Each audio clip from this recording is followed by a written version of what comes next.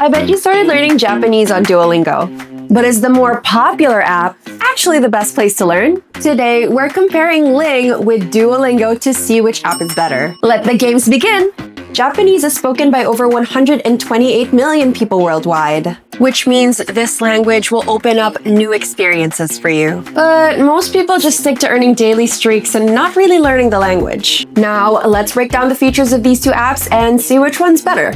Firstly, let's compare the audios. Audio and sounds are the key when it comes to learning or using a new language. If one tone is wrong, then your sentence could turn into something totally different than what you're trying to communicate. That's why it's crucial to learn the audio from the right source. Duolingo uses text-to-speech audio, and they're consistent, but they lack the soul and the accent from a real person. On the other hand, Ling uses native speaker recordings on every audio, so if you want to sound like a local, not a computer, Ling wins this round. Click the link in the description below to give Ling a try and hear the audio for yourself. Next, we're comparing the motivation technique of each app. It's so easy to forget to take a lesson, but it's the only way to train your brain to learn a new language.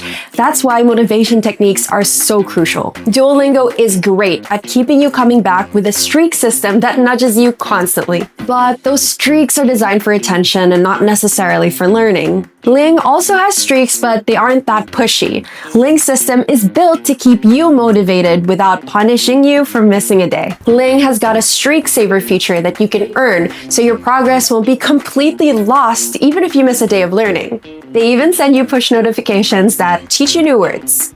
Now, let's see how they compare with real-world scenarios. You can learn tons of phrases and memorize them, but they're probably not going to be useful if you're learning phrases that you'll never use in real life. Duolingo is known for quirky sentences, and it's really fun to learn, but are you really going to use them in the real world? You'll understand the words, but never the full picture, even if your streaks are super-duper high. Ling, on the other hand, focuses on functional survival, which means they teach you real dialogues that you can actually use at a restaurant or a train station. Plus, Ling gives you culture notes, so you're learning the etiquette of the native speakers. Now, let's look at the real-time conversation practice. If you don't have a way of practicing the language, your learning and earning streaks become completely useless.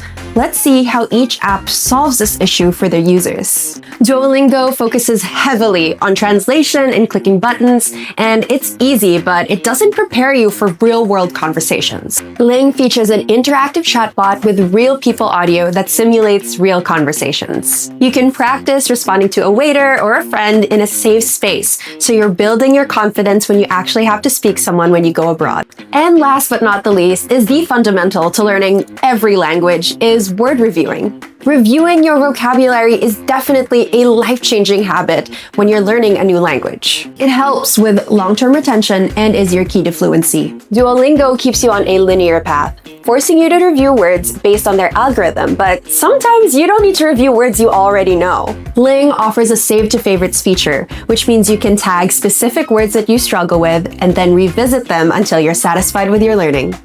Now that we've finished comparing all of the features, what do you think? If you're interested in using Ling, click the link in the description below to start your 7-day free trial today. Have a good language learning journey!